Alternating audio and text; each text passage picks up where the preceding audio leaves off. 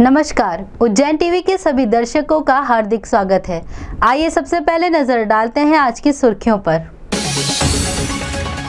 Soybean plant स्थित भूमि समतलीकरण के कार्य का किया आला अफसरों ने अवलोकन। प्रस्तावित होजरी वस्त्र उद्योग देगा 4000 लोगों को रोजगार।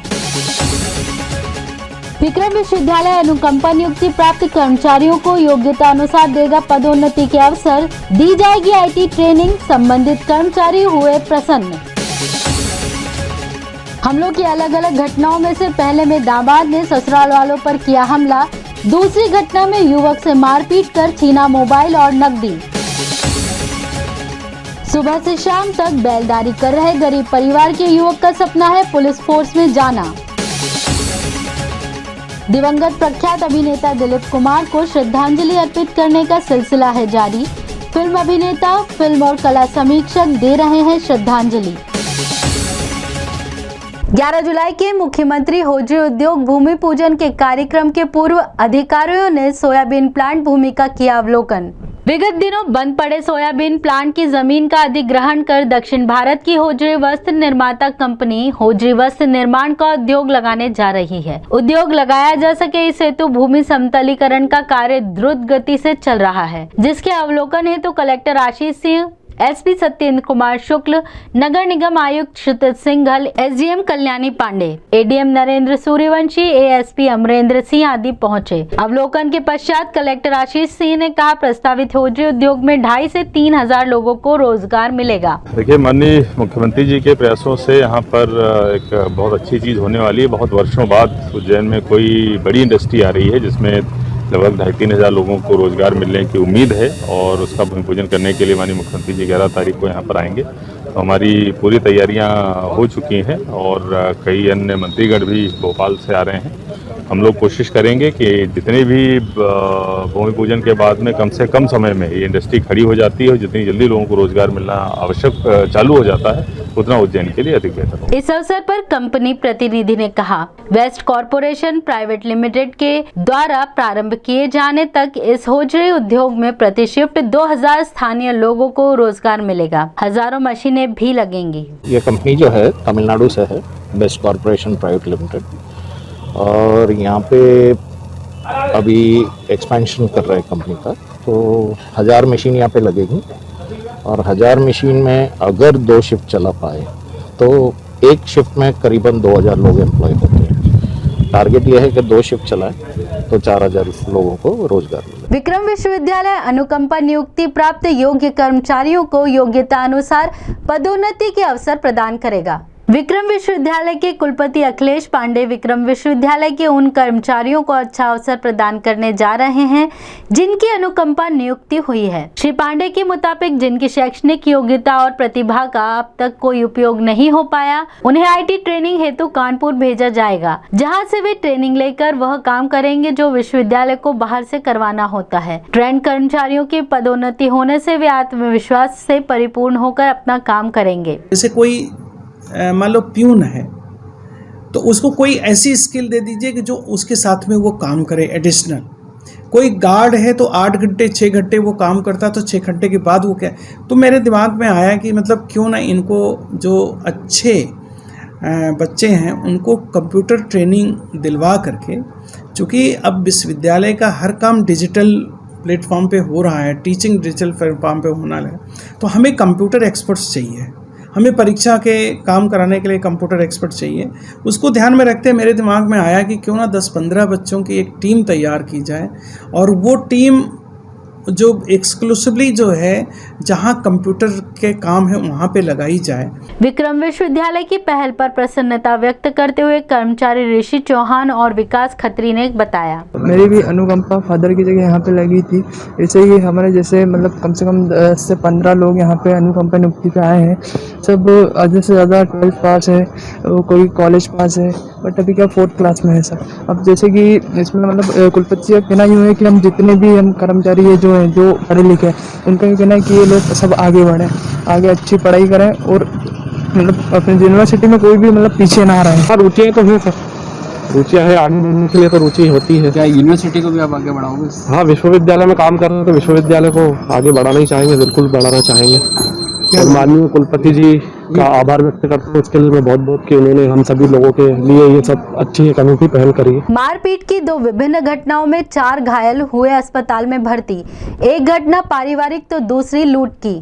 मारपीट की 2 अलग अलग घटनाओं में घायल हुए व्यक्ति अस्पताल में भर्ती हुए। पहली घटना में नाराज दामाद ने अपनी पत्नी निर्मला, ससुर मेहरबान और सास धापूबाई पर हमला कर उन्हें घायल कर दिया। उसे शंका थी कि उसके सास ससुर की शह पर पत्नी ससुराल नहीं आ रही थी। घायल मेहरबान ने बताया, रात में सर रोटी खाने गए, अंदर घर में गए रोटी खाने के लिए, और आके हमला किया हमको ऊपर घर में आके।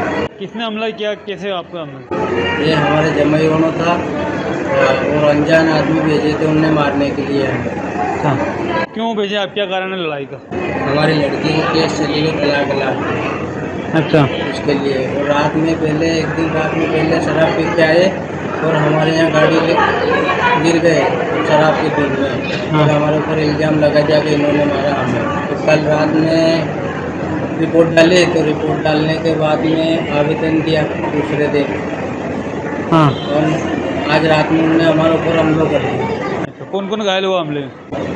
हमारे एक तो हमारी भांजा बहू, हाँ। हमारा घर से रहने के 3 आदमी। दूसरी घटना में घायल हुए नवीन सोलंकी की बहन ऋतु सोलंकी ने बताया कि उसका भाई कपड़े सिलवाने के लिए घर से निकला था, जिस पर मक्सी रोड स्थित पुल पर हमलावरों ने हमला कर दिया, मारपीट कर मोबाइल और नकदी छीन ली। ऋतु को शंका है कि उसके भाई पर पार्थ नामक उसके ही दोस्त ने हमला किया, क्योंकि पिछले दिनों उसने विवाद में देख लेने की धमकी भी दी थी।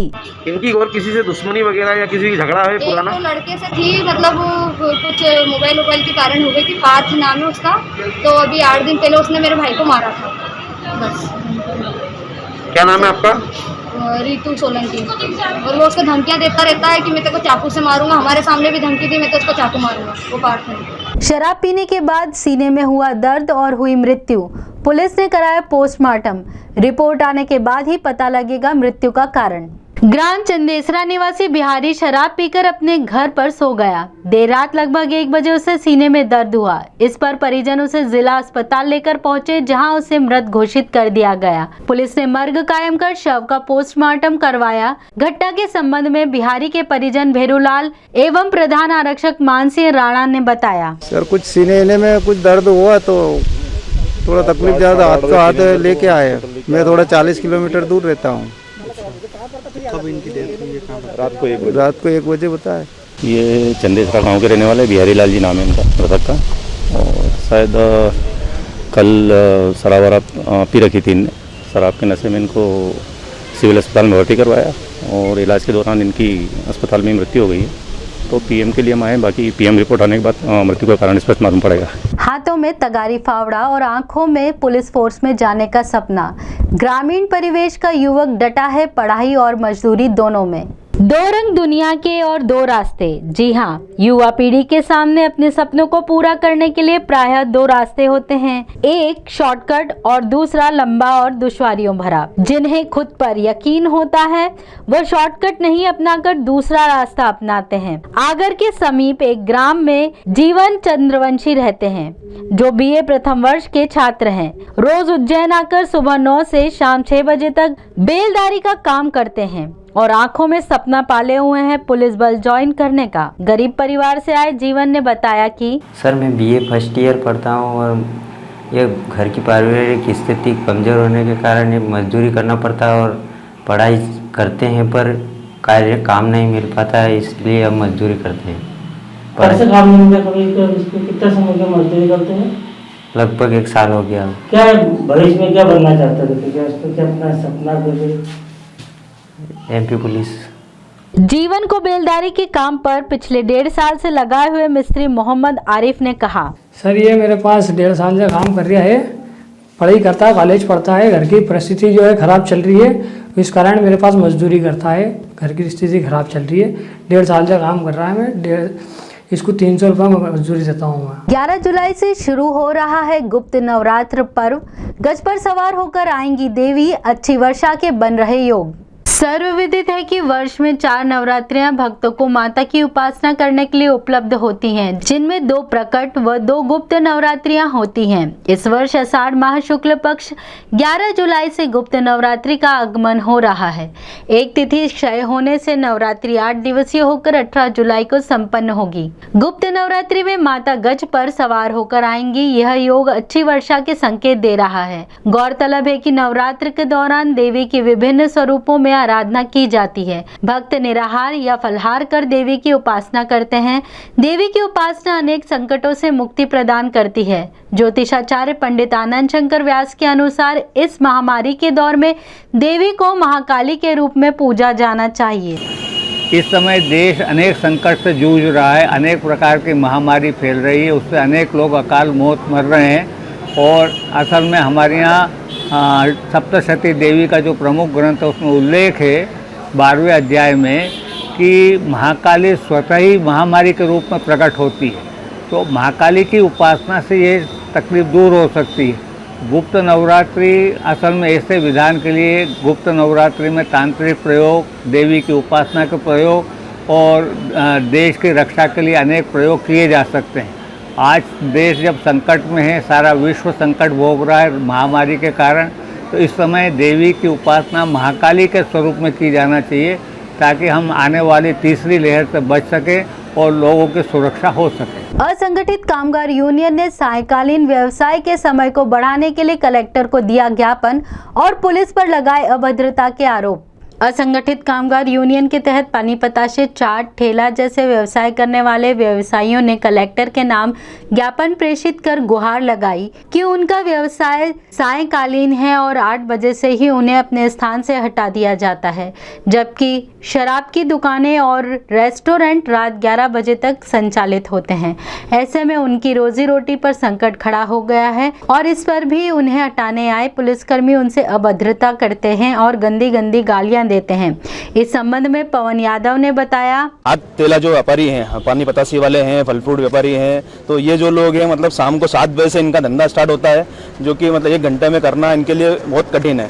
उस कड़ी के अंदर ये प्रयास करते हैं, वहाँ पर संबंधित थाना क्षेत्र के पुलिस वाले वहाँ पर आके गंदी गंदी गालियाँ देते हैं और अभद्र व्यवहार करते हैं। इस प्रकार से व्यवहार करते हैं तो ये लोग कोई चोरी कर रहे हैं क्या?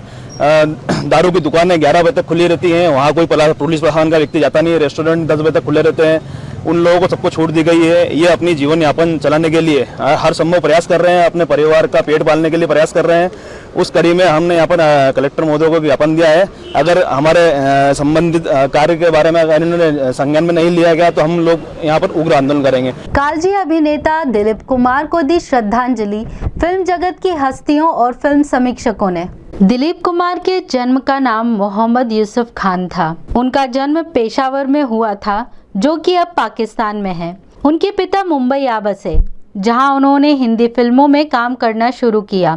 उन्होंने अपना नाम बदलकर दिलीप कुमार कर दिया ताकि उन्हें हिंदी फिल्मों में ज्यादा पहचान और सफलता मिले। दिलीप कुमार ने अभिनेत्री सायरा बानो से 1966 में विवाह किया।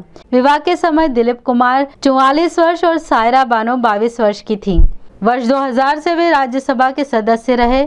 1980 में उन्हें सम्मानित करने के लिए मुंबई का शेरिफ घोषित किया गया।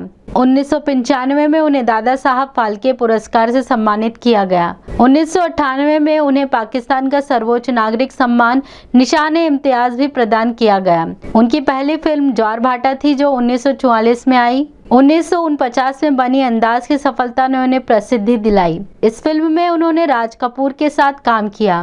दीदार 1951 और देवदास 1955 जैसी फिल्मों में दुखद भूमिकाओं के मशहूर होने के कारण उन्हें ट्रेजेडी किंग कहा गया। मुगल आजम 1960 में उन्होंने मुगल राजकुमार जहांगीर की भूमिका निभाई। यह फिल्म पहले श्वेत और शाम थी और 2004 में रंगीन बनाई गई। उन्होंने 1961 में गंगा जमुना फिल्म का निर्माण भी किया, जिनमें उनके साथ उनके छोटे भाई नासिर खान ने काम किया। 1970, 1980, 1990 के दशक में उन्होंने कम फिल्मों में काम किया। इस समय की उनकी प्रमुख फिल्में थी विधाता 1982, दुनिया 1984, विश्वकर्मा 1986, इज्जतदार 1990 और सौदागर 1991। 1998 में बनी फिल्म किला उनकी आखिरी फिल्म थी। उन्होंने रमेश सिप्पी की फिल्म शक्ति में अमिताभ बच्चन के साथ काम किया। इस फिल्म के लिए उन्हें फिल्म फेयर पुरस्कार भी मिला। वे आज भी प्रमुख अभिनेताओं जैसे शाहरुख खान के प्रेरणा स्रोत हैं। दिग्गज अभिनेता दिलीप कुमार ने 7 जुलाई 2021 98 साल की उम्र में अंतिम सांस ली। उनके जाने से हिंदी सिनेमा के एक युग का अंत हो गया। बुधवार सुबह 7:30 पर दिलीप कुमार का अस्पताल में निधन हुआ। दिलीप कुमार लंबे समय से बीमार थे। पिछले 1 महीने में वो 2 बार अस्पताल में एडमिट हुए थे। बुधवार शाम 4 बजे दिलीप कुमार को मुंबई के जुहू कब्रिस्तान में सुपुर्द खाक किया गया। देव की रानी के सुझाव पर मोहम्मद यूसुफ खान से दिलीप कुमार बने अद्वितीय अभिनेता। दिलीप कुमार के निधन के बाद फिल्म जगत की हस्तियों के अलावा फिल्म समीक्षकों ने श्रद्धा सुमन अर्पित किए। देखिए, जो दिलीप साहब ने जो काम किया है और दादा मनी ने जो काम किया है, इसके बाद तो बहुत से आएंगे, मगर इनका कोई पैरेलल नहीं था। इनके बाद सबका नंबर लगेगा। इन्होंने हर किस्म के रोल किए हैं। जब इन्होंने कॉमेडी की तो ऐसा लगा कि जैसे इनसे बेहतर कोई कॉमेडियन नहीं। ट्रेजेडियन तो वैसे ही ये बहुत मशहूर थे। 1955-56 की बात कर रहा हूँ। मैं तब से इनकी फिल्में देख रहा हूँ और यूसुफ साहब की मैं हर फिल्म कम से कम 15 बार देखता था। घर से भाग के, मेरे फादर की ज्वेलरी की दुकान थी, वहाँ से कैश में से थोड़े से पैसे चुरा के 5 आने टिकट के दाम होते थे, तो मैं रोज़ पिक्चर देखता था। इनकी हर फिल्म 15 बार 16 बार। और आप सोचिए, जिस आदमी का मैं इतना कट्टर फैन था, एक दिन जब मैं एक्टर बन गया तो वाहिनी स्टूडियो मद्रास, वहाँ पे मैं लंच टाइम में बाहर निकला अपने स्टूडियो से, तो मैं देख रहा हूँ यूसुफ साहब सामने दिखाई दिए। मैं हक्का बक्का रह गया। मेरे वर्ड्स निकल नहीं रहे थे कि जिस आदमी को इतने सालों से मैं पूजता रहा हूँ, जिसको अपना खुदा मानता रहा हूँ, जिसकी इतनी इज्जत और जितनी इतनी सराहना करता रहा हूँ, आज वो मेरे सामने आ गए। उस आदमी ने मुझे ज़रा भी महसूस नहीं होने दिया कि वो बहुत बड़े एक्टर हैं। एक दौर था हिंदुस्तान में, एक दौर था जब हर शहर की तीसरी गली के दूसरे लड़के ने अपने माथे पर बाल करके अपनी पारो, अपनी धन्नो, अपनी अनारकली के लिए अपना तख्तो ताज तो क्या, अपनी टूटी हुई बाइसाइकिल और पॉकेट मनी की आखिरी चवन्नी भी गंवाने को तैयार था। एक दौर था जब पारो के गांव की तरफ जाती हुई बैलगाड़ी में बैठे हुए देवदास की टूटती हुई सांसों के साथ हजारों लाखों नौजवान लड़के और लड़कियों की सांसें भी टूटती थी। एक दौर था जब हमारे तमाम मुल्क ने अपने हर दुख, अपने हर गम, अपने हर सौरो, अपने हर ट्रेजेडी, अपने हर प्यार के अंदाज को एक नाम दे दिया था। वो नाम है दिलीप कुमार साहब। जब हम दिलीप कुमार की फिल्म देख करके आते हैं तो हम सिर्फ दिलीप कुमार और दिलीप कुमार को याद करते हैं। और इसके पीछे दिलीप कुमार का अभिनय तो अपनी जगह है ही सही। दिलीप कुमार जो इतने समय तक सबके दिलों पर राज करते रहे, उसमें सबसे बड़ी भूमिका उनकी श्रेष्ठतम संवाद अदायगी की रही। दिलीप कुमार अपने चरित्र में पूरी तरह से डूब करके और इतने परफेक्ट तरीके से अपने संवाद अदायगी करते थे कि दर्शक कायल हो जाते थे और युवा पीढ़ी उनके डायलॉगों को, संवादों को न सिर्फ बोलती थी, सुनती थी, बल्कि गुनती भी थी। वे ट्रेजेडी किंग के नाम से प्रसिद्ध हुए हैं। उनकी प्रसिद्ध फिल्मों में देवदास, मुगल आजम, मधुमती, आन, लीडर, राम और श्याम आदि ऐसी फिल्में हैं जिन्होंने ये प्रमाणित कर दिया था कि वे एक सशक्त अभिनेता हैं। दिलीप कुमार ने अपने अभिनय क्षमता से एक नए युग का सूत्रपात किया था। उन्होंने न केवल संगीत रोल में महारत हासिल की थी, अपितु वे कॉमेडी के अलावा अन्य जो भी रोल हो सकते थे उन्होंने भी उसमें सफलता हासिल की थी। राम और श्याम इसका जीता जागता उदाहरण है। दिलीप कुमार हिंदी फिल्म जगत के वाकई अभिनय सम्राट थे, जिन्होंने अपने फिल्म कैरियर में एक से बढ़कर एक यादगार फिल्मों में अभिनय करते हुए अपनी अभिनय प्रतिभा का लोहा मनवाया। आइए अब एक नजर डालते हैं वेधशाला से प्राप्त मौसम के आंकड़ों पर।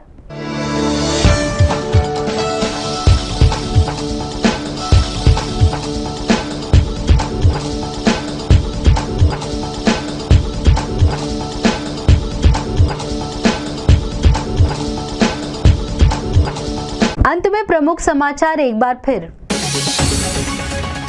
सोयाबीन प्लांट स्थित भूमि समतलीकरण के कार्य का किया आला अफसरों ने अवलोकन। प्रस्तावित होजरी वस्त्र उद्योग देगा 4000 लोगों को रोजगार।